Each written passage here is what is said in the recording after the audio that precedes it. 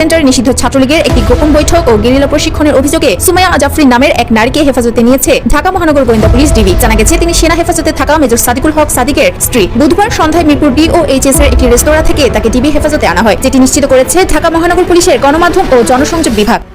গ্রেফতার করা হয়েছে আন্তর্জাতিক খ্যাতিসম্পন্ন রাজনৈতিক বিশ্লেষক রোকেয়া বিশ্ববিদ্যালয়ের সাবেক ভিসি ডক্টর কলিমুল্লাহকে। ডক্টর কলিমুল্লাহ বর্তমান সময়ে ব্যাপক আলোচিত একজন ব্যক্তি। তিনি রাজনৈতিক বিশ্লেষক, তিনি আমাদের সামনে তথ্যউপাত্ত দিয়ে কথা বলেন এবং তিনি সর্বদাই ক্ষমতাকে চ্যালেঞ্জ করেন। আওয়ামী লীগ নেতাকর্মীদের গেরিলা প্রশিক্ষণ, বিচারকের সামনে যা বললেন মেজর সাদিকের স্ত্রী। বাংলাদেশে কি একটি পাকিস্তান স্টাইলের নির্বাচন হতে যাচ্ছে? এই প্রসঙ্গটি নিয়ে আপনাদের সামনে এই মুহূর্তে কথা বলবো।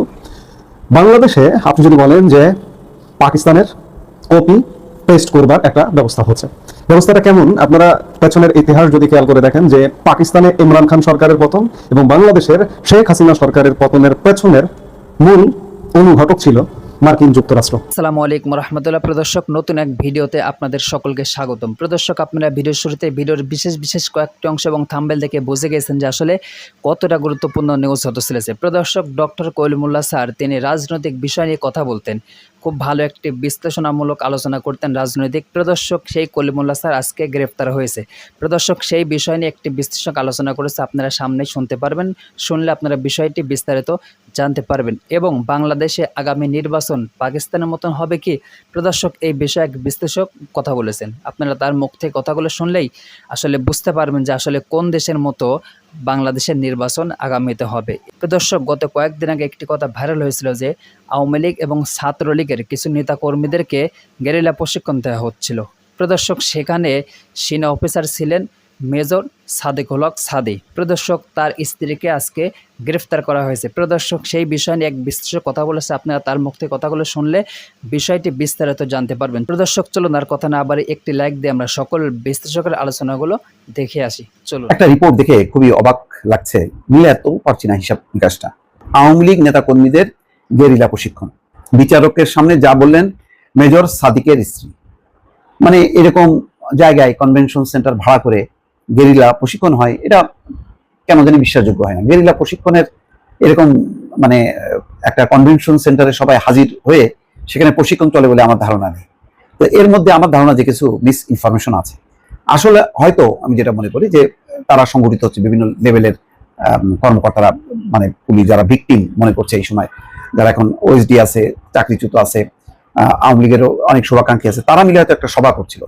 এটাকে গেরিলা প্রশিক্ষণ এবং মেজর সাদিক যে একটা সার্ভিং মেজর, সে কিভাবে সেখানে যায় এবং তার স্ত্রী সুমাইয়া জাফরিন আদালতে বলছেন যে আগে থেকেই সেখানে সব সাজানো, মানে আয়োজন করা ছিল। তিনি এবং তার স্বামী কিছু সময়ের জন্য সেখানে গিয়েছিলেন মাত্র, কিন্তু কিছু সময়ের জন্য সেখানে যাবেন কেন, সেটাও তো একটা প্রশ্ন। এটাও তো মেলে না। কোথায় তারা DHS এ থাকে, সেখান থেকে এখানে আসলেন কেন? রিমান্ড শুনানি চলাকালে বিচারককে জাফরিন বলেন আগে থেকেই ওটা অ্যারেঞ্জ করা ছিল। সেখানে ইনভাইটেশন পেয়ে আমিও আমার হাজবেন্ড কিছু সময়ের জন্য গিয়েছিলাম, তাদেরকেও বা কারা ইনভাইটেশনটা দিল? এই কনভেনশন সেন্টারটা কিভাবে ভাড়া হলো, কার নামে ভাড়া হলো? তিনি বলেন ASPর পরিচয়ে অন্য কেউ জায়গাটা ভাড়া করেছিল। ASPর পরিচয়ে কে ভাড়া করলো, তার ফোন নম্বর কি? পুলিশ বলছে যে এরকম ASP মানে কি বলে তার নাম যেটা জাফরিন, এরকম নামে কেউ নাই, সুমাইয়া জাফরিন নামে নেই। সবকিছু একটা রহস্য লাগছে। মানে ঠিক অনুসন্ধানী সাংবাদিকতা হলো না, বা পুলিশও ক্লিয়ারলি এই বিষয়টা বললো না। মানে বলা হচ্ছে যে ASPর পরিচয়ে অন্য কেউ জায়গাটা ভাড়া করছে, সেটা আমার উপর চাপানো হচ্ছে। দয়া করে আমাকে রিমান্ডের মতো ডিসিশন দেবেন না, কিছু জানার থাকলে এমনিতেই জিজ্ঞাসাবাদ করতে পারেন, আমি উত্তর দেবো। আমি নিজে এটা করিনি, তাই অনুরোধ আমাকে রিমান্ডে দেবেন না। কিন্তু লাভ হয়নি, পরে তাকে 5 দিনের রিমান্ড মঞ্জুর করছে আদালত। 5 দিন মানে একটা বিরাট ব্যাপার। এটা কি এমন বিষয় ছিল যে 5 দিন রিমান্ডে এনে জিজ্ঞাসা করার ব্যাপার ছিল কিনা বোঝা যাচ্ছে না। পুলিশের মিডিয়া উইং বলছে তালিবুর রহমান সুমাইয়া জাফরিনকে মিরপুর DHS এলাকা থেকে গ্রেপ্তার করা, তার মানে তার বাসা থেকে সম্ভবত। তাই রাষ্ট্রবিরোধী ষড়যন্ত্রের ঘটনায় জাফরিনের কি ভূমিকা ছিল তা খতিয়ে দেখা হচ্ছে বলেও জানান তিনি। এই ঘটনায় এখন পর্যন্ত 28 জনকে গ্রেপ্তার করা হয়েছে। তাদের জিজ্ঞাসাবাদে নতুন নতুন তথ্য সামনে আসছে বলেও জানা যাচ্ছে। সম্প্রতি বসুন্ধরা আবাসিক এলাকার কাছে একটি কনভেনশন সেন্টারে, এই বসুন্ধরা আবাসিক এলাকার কাছে কনভেনশন সেন্টার যেটা আছে সেটার মালিককে, সেই কনভেনশন সেন্টার কাকে ভাড়া দেওয়া হলো এটা জানা জরুরি। ওই সেন্টারে আওয়ামী লীগ, নিষিদ্ধ ছাত্রলীগ এবং অন্য সহযোগী সংগঠনের নেতা কর্মীদের নিয়ে গোপন প্রশিক্ষণ চালানো অভিযোগ ওঠে। এই ঘটনায় বেশ কয়েকজনকে গ্রেপ্তার করা হয়। মেজর সাদিককে সেনাবাহিনীর হেফাজতে নিয়ে তদন্ত করা হচ্ছে। অভিযোগ রয়েছে সুমাইয়া জাফরিন স্বামীর সঙ্গে ওই প্রশিক্ষণ কার্যক্রমে অংশ নিয়েছিলেন। বিষয়টি প্রকাশ্যে আসার পর থেকে তাকে খুঁজছিল পুলিশ। একজন মেজর এরকম গেরিলা প্রশিক্ষণ দেবে, ওরকম কনভেনশন সেন্টার, এটাও কিন্তু বিশ্বাসযোগ্য না। একটা সভা তাদের হয়তো মানে তারা কিভাবে এগোবে, কিভাবে তারা তাদের রাজনৈতিক কার্যক্রম চালাবে, এটা হতে পারে, কিন্তু গেরিলা কার্যক্রমের জন্য তো এটা উপযুক্ত জায়গা না। এইভাবে গণহারে লোকজন এসে গেরিলা কার্যক্রম নেয়, এটা আসলে একটা বিস্তারিত তথ্য মানে আমার অনুরোধ থাকলো যারা এখন পুলিশ বা আইন শৃঙ্খলা, তার একটা পূর্ণাঙ্গ একটা প্রতিবেদন আসলে উপস্থাপন করা উচিত। নতুবা একটা কেন জানি ধোঁয়াশা রয়েছে, ফলে এই ধোঁয়াশা চলতে থাকলে মনে হবে বিষয়টা একটা মেক করা হচ্ছে। গ্রেপ্তার করা হয়েছে আন্তর্জাতিক খ্যাতিসম্পন্ন রাজনৈতিক বিশ্লেষক রোকেয়া বিশ্ববিদ্যালয়ের সাবেক ভিসি ডক্টর কলিমুল্লাহকে। ডক্টর কলিমুল্লাহ বর্তমান সময়ে ব্যাপক আলোচিত একজন ব্যক্তি। তিনি রাজনৈতিক বিশ্লেষক, তিনি আমাদের সামনে তথ্যপাত্য দিয়ে কথা বলেন এবং তিনি সর্বদাই ক্ষমতাকে চ্যালেঞ্জ করেন। আমরা ডক্টর মোহাম্মদ কলিমুল্লাহকে বহুদিন ধরে দেখছি, তার আলোচনা শুনছি। যখন আওয়ামী লীগ সরকার ক্ষমতায় ছিল, শেখ হাসিনা প্রধানমন্ত্রী ছিল, তখনও তিনি আওয়ামী লীগের বিষোদ্গার করেছেন, আওয়ামী লীগ নিয়ে ব্যাপক গঠনমূলক সমালোচনা করেছেন এবং বর্তমান সময় নিয়েও তিনি গঠনমূলক সমালোচনা করেন, বিভিন্ন তথ্যপাত্য দিয়ে কথা বলেন। এটি কি তার জন্য কাল হয়েছে? আমাদের অন্তর্বর্তী সরকারের প্রধান উপদেষ্টা ডক্টর মোহাম্মদ ইউনূস বলেছিল, আপনারা প্রাণ খুলে সমালোচনা করুন, আমরা সমালোচনা শুনতে রাজি, আমরা সমালোচনা শুনতে প্রস্তুত আছি। এমনই প্রস্তুতি ডক্টর কলিমুল্লাহকে এই মুহূর্তে গ্রেফতার করা হয়েছে। আমরা জানি ডক্টর কলিমুল্লাহ এই মুহূর্তে কি বলছেন, কোন ধরনের কথা বলছেন, এই সরকারকে নিয়ে ব্যাপকভাবে বিষোদ্গার করছেন, এই সরকারের পায়ের নিচ থেকে যে মাটি সরে যাচ্ছে, এই সরকার কিভাবে কোণঠাসা হচ্ছে, এই সরকার অদূর ভবিষ্যতে কি করতে পারে, এই বিষয় নিয়ে তিনি বারংবার আলোচনা করে থাকেন, সমালোচনা করে থাকেন। তার জন্যই কি তাকে গ্রেফতার করা হয়েছে? কিন্তু গ্রেফতারের পিছনে অন্য একটি কারণ উল্লেখ করা হয়েছে। বেগম রোকেয়া বিশ্ববিদ্যালয়ের সাবেক ভিসি ডক্টর নাজমুল হাসান কলিমুল্লাহকে গ্রেফতার করা হয়েছে। দুদকের মামলা, রাজধানীর মোহাম্মদপুর থেকে তাকে গ্রেফতার করে ঢাকা মহানগর গোয়েন্দা ডিবি পুলিশ বৃহস্পতিবার 7 আগস্ট ঢাকা মেট্রোপলিটন পুলিশের ডিএমবি গণমাধ্যম ও জনসংযোগ বিভাগের উপকমিশনার মোহাম্মদ তালেবুর রহমান এ তথ্য নিশ্চিত করেছেন। তিনি বলেন, দুর্নীতির অভিযোগে দুদক কর্তৃক তদন্তকালীন একটি মামলা দুদকের রিকোজিশন ছিল, সেটির ভিত্তিতে গোয়েন্দা কার্যক্রম পরিচালনার মাধ্যমে মোহাম্মদপুর নিজ বাসা থেকে বেগম রোকেয়া বিশ্ববিদ্যালয়ের সাবেক ভিসি নাজমুল আহসান কলিমুল্লাহকে গ্রেফতার করা হয়েছে। এখানে দেখানো হয়েছে তার বিরুদ্ধে দুদকের একটি মামলা ছিল, তার রিকোজিশন ছিল, তারই ভিত্তিতে তাকে গ্রেফতার করা হয়েছে। এটি কি যুক্তিযুক্ত হতে পারে? আইনের অনেক ফাঁক ফোকর আছে, সেই ফাঁক ফোকর ব্যবহার করে কি তাকে গ্রেফতার করা হয়েছে? বর্তমান অন্তর্বর্তী সরকার ভেঙে যেতে পারে, নতুন সরকার আসতে পারে, জরুরি অবস্থা জারি হওয়ার সম্ভাবনা আছে, আওয়ামী লীগ ক্ষমতা দখল করার চেষ্টা করছে এবং রাষ্ট্রপতি শাহাবুদ্দিন চুপ্পু একটি নতুন সরকার গঠন করতে পারেন। এই ধরনের তথ্যপাত্য তিনি তুলে ধরছেন, এই ধরনের আলোচনা করছেন বর্তমান সময়ে। সেই আলোচনায় কি তার জন্য কাল হয়েছে? এই আলোচনা বন্ধ করার জন্য, তার মুখ বন্ধ করার জন্য কি তাকে গ্রেফতার করা হয়েছে? ফ্যাসিস্ট আওয়ামী লীগ শাসন আমলে, স্বৈরাচার শাসন আমলেও তো তিনি ব্যাপক সমালোচনা করেছেন আওয়ামী লীগ সরকারের, স্বৈরাচার সরকারের। তখনও তো আমরা দেখেছি তিনি গঠনমূলক আলোচনা করেছেন, ওই আওয়ামী লীগ সরকারের পায়ে নিচে মাটি কিভাবে সরে যাচ্ছে, আওয়ামী লীগের পতন কিভাবে ঘটবে, এবং 5 আগস্টের পূর্ববর্তী সময়েও তো তিনি বিভিন্ন সংকেত দিয়েছেন। তখন তো তাকে কেউ গ্রেফতার করলো না, এখন কেন তাকে গ্রেফতার করতে হলো? এখানে দেখানো হয়েছে দুদকের মামলা। এখন এই নিয়ে বেশি কথাও বলা যাবে না, কথা বললে আবার সমস্যা। আমরা সাম্প্রতিক সময় দেখেছি আমাদের বাংলাদেশের বেশ কিছু রাজনৈতিক বিশ্লেষক, তারা বলছেন তাদের মুখ বন্ধ করার চেষ্টা করা হচ্ছে, তাদেরকে মৃত্যুর হুমকি দেওয়া হচ্ছে, মেরে ফেলার হুমকি দেওয়া হচ্ছে, মব লেলিয়ে দেওয়ার হুমকি দেওয়া হচ্ছে। সেই বিশেষ বিশ্লেষকদের মধ্যে অন্যতম হলো জিল্লুর রহমান এবং মঞ্জুরুল আলম পান্না। তারা বর্তমান সময় নিয়ে গঠনমূলক আলোচনা করেন এবং মুক্তিযুদ্ধের চেতনা নিয়ে কথা বলেন, মুক্তিযুদ্ধের চেতনা লালন করেন বলে তারা উল্লেখ করেন, যার কারণে তাদেরকে নানানভাবে হুমকি ধুমকি দেওয়া হচ্ছে। তারা সেটি নিজ মুখে স্বীকার করেছেন তাদের ইউটিউব চ্যানেলের মাধ্যমে। এইভাবে কতদিন মানুষের মুখ বন্ধ করা যাবে? এই থিওরি কি খুব বেশি দিন কাজে লাগবে? আওয়ামী লীগ সরকার কি খুব বেশি কাজে লাগাতে পেরেছে? প্রফেসর কলিমুল্লাহ আওয়ামী লীগের যে ধরনের বিষোদ্গার করেছেন, আওয়ামী লীগ নিয়ে যে ধরনের সমালোচনা করেছেন, বর্তমান সময়ের চেয়ে কয়েকশো গুণ বেশি। এই রাজনৈতিক বিশ্লেষক প্রফেসর কলিমুল্লাহ সাহেব বারংবার বলছেন, আগামী 1 সপ্তাহের মধ্যে বাংলাদেশে বড় পরিবর্তন আসতে পারে, এই সরকার বিদায় নিতে পারে। এই কথার কারণে কি তাকে আজকে জেলে ঢুকানো হয়েছে? এই কথার কারণে কি তাকে আজকে পুলিশ গ্রেফতার করেছে? হতেও পারে, নাও হতে পারে। তার বিরুদ্ধে দুদকের একটি মামলা আছে, পুলিশ বলছে তার বিরুদ্ধে একটি রিকোজিশন ছিল, সেই রিকোজিশনের ভিত্তিতে তাকে গ্রেফতার করা হয়েছে। যেহেতু আইনের জটিলতা, আইন অনেকভাবে ব্যবহার করা যায়। আমরা দেখেছি আমাদের বাংলাদেশে কিভাবে আইন ব্যবহার করা হয়, আইন ব্যবহার করে কিভাবে মানুষের মুখ বন্ধ করে দেওয়া হয়। স্বৈরাচার শাসক যাদেরকে বলা হয়, পতিত সরকার যাদেরকে বলা হয়, পতিত শক্তি যাদেরকে বলা হয়, তারাও নাকি এই ধরনের ব্যবহার করেছেন। তারাও বিভিন্ন জনের মুখ বন্ধ করার চেষ্টা করেছেন, গণমাধ্যমের মুখ বন্ধ করার চেষ্টা করেছেন। তবে বর্তমান সময়ে গণমাধ্যম যে ভূমিকা পালন করছে, গণমাধ্যম যেভাবে একচেটিয়ে একচক্ষু আচরণ করছে, এটি কিন্তু আমাদের বাংলাদেশের ইতিহাসে কবে দেখেছি আমার মনে পড়ছে না। আমরা কিন্তু আওয়ামী লীগের সময়েও ব্যাপক সমালোচনা শুনেছি।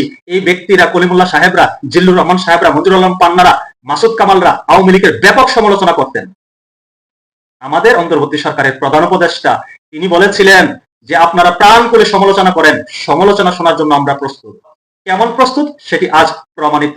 মঞ্জুর আলম পান্না নিজ থেকে তার চাকরি ছেড়ে দিয়েছেন, তিনি বাংলা ভিশন থেকে অব্যাহতি নিয়েছেন, কারণ তাকে রিস্ট্রিকশন দেওয়া হয়েছিল। তিনি কিভাবে কথা বলবেন, কোন মাত্রায় কথা বলবেন তা নির্ধারণ করে দেওয়া হয়েছিল।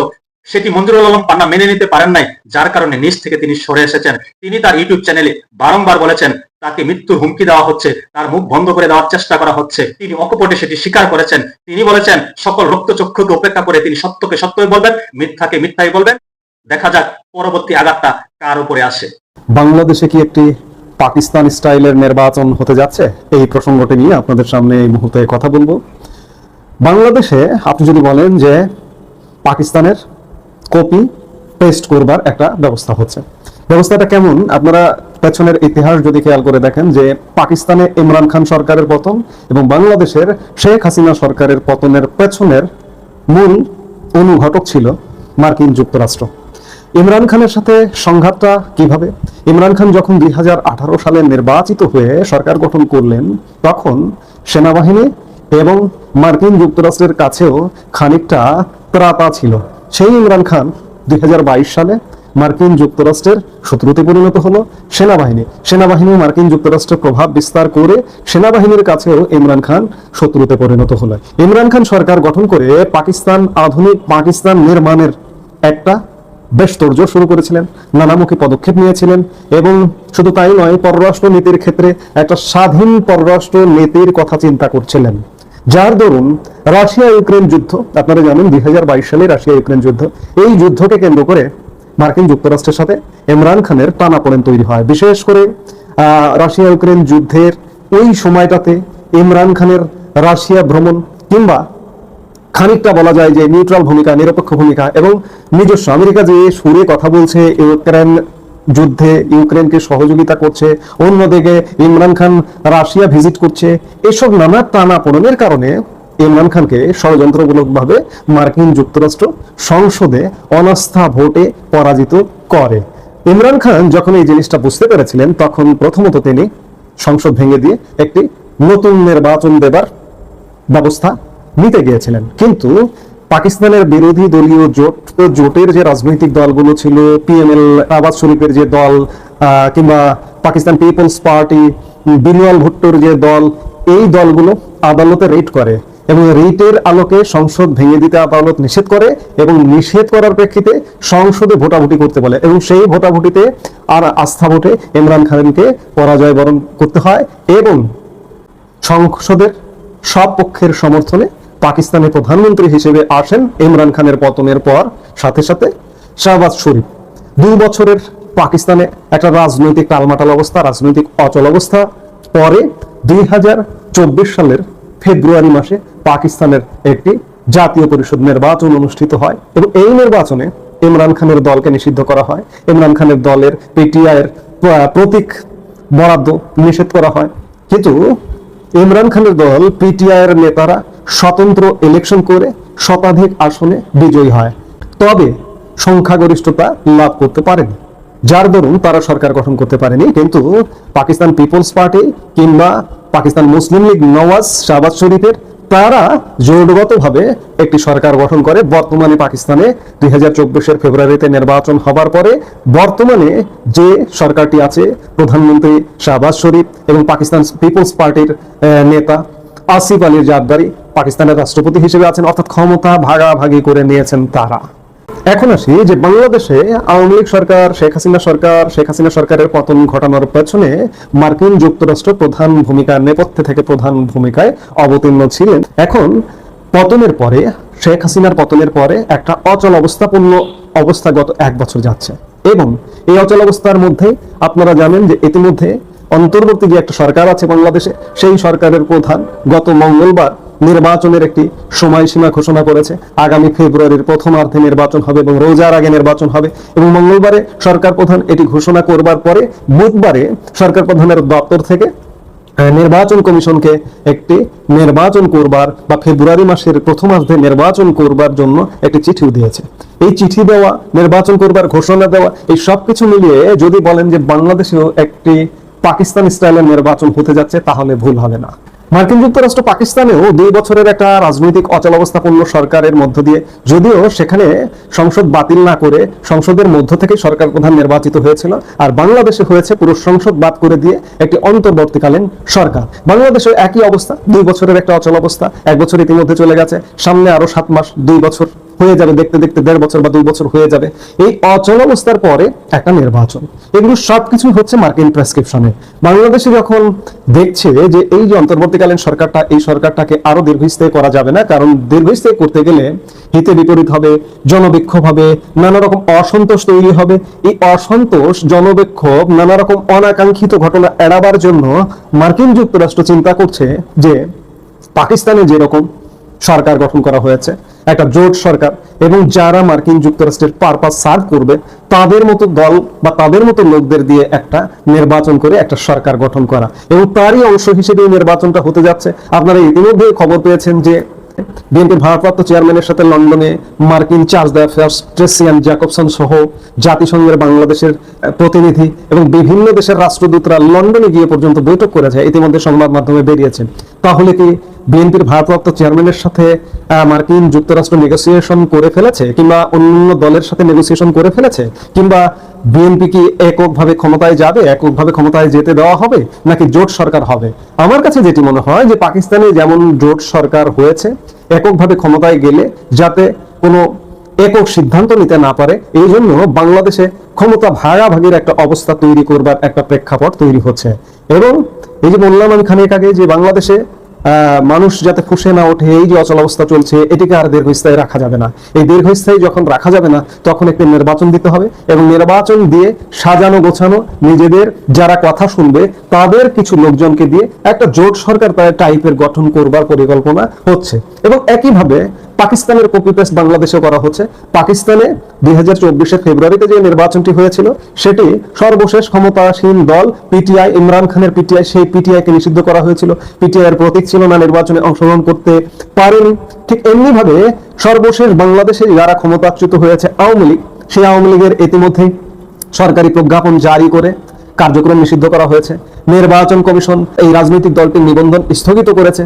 পাকিস্তানে হয়তো অংশগ্রহণ করতে পেরেছিল স্বতন্ত্রভাবে, বাংলাদেশে আওয়ামী লীগ দল হিসেবে আগামী নির্বাচনে অংশগ্রহণ করবার সুযোগ নেই, যেহেতু নির্বাচন কমিশন ইতিমধ্যে এই দলটির নিবন্ধন স্থগিত করেছে। সেক্ষেত্রে আওয়ামী লীগ নেতারা স্বতন্ত্র প্রার্থী হিসেবে নির্বাচনে অংশগ্রহণ করবে কিনা, পাকিস্তানের পিটিআই এর একদম কপি পেস্ট হবে কিনা, সেগুলো দেখতে হলে আরো কয়েক মাস বুঝতে হবে। এটি একদম পরিষ্কার যে পাকিস্তানে যেভাবে ইমরান খান মেরুদণ্ড নিয়ে যেভাবে দেশ চালাতে চেয়েছিল, মার্কিন সাম্রাজ্যবাদকে তোয়াক্কা না করে ইমরান খানকে পতন ঘটানো হয়েছে। একটা পুতুল সরকার ছিল 2 বছর, এবং পুতুল সরকারের পরে একটা সাজানো গোছানো নির্বাচন দিয়ে আবারও একটি পুতুল সরকার বসানো হয়েছে। ঠিক তেমনি বাংলাদেশে বিগত আওয়ামী লীগ সরকারের প্রধানমন্ত্রী শেখ হাসিনা মার্কিন সাম্রাজ্যবাদকে তোয়াক্কা না করে মেরুদণ্ড সোজা করে দেশ শাসন করতে চেয়েছিলেন, তাকে পতন ঘটিয়েছে। পতন ঘটিয়ে এখন একটি অন্তর্বর্তীকালীন পুতুল সরকার আছে। এই পুতুল সরকারেরও 1-1.5 বছর হয়ে যাচ্ছে, হয়ে যাবার শেষে একটি নির্বাচন, এবং নির্বাচন দিয়ে আবারও একটি পুতুল সরকার। সেই পুতুল সরকারের দিকেই বাংলাদেশ যাচ্ছে। এখন পর্যন্ত সার্বিক অবস্থা বিচার বিশ্লেষণ করে এটি অন্ততপক্ষে স্পষ্ট যে পাকিস্তানের একটা কপি পেস্ট করা হচ্ছে, বা পাকিস্তানের যদি বলেন যে একটা ফটোকপি। পাকিস্তানে যেভাবে সরকার পরিবর্তন করা হয়েছিল, তারপরে একটা পুতুল সরকার, ঝুলন্ত একটা সরকার হয়েছিল, ঝুলন্ত সরকারটি 2 বছর দায়িত্ব পালন করেছে, 2 বছর দায়িত্ব পালন করবার পরে একটি নির্বাচন হয়েছে। ঠিক এমনি ভাবে বাংলাদেশে শেখ হাসিনা সরকারের পতন ঘটানো হয়েছে, পতন ঘটানোর পরে একটা পুতুল সরকার, আবার একটা সাজানো গোছানো নির্বাচন, অর্থাৎ পাকিস্তানের একদম কপি পেস্ট।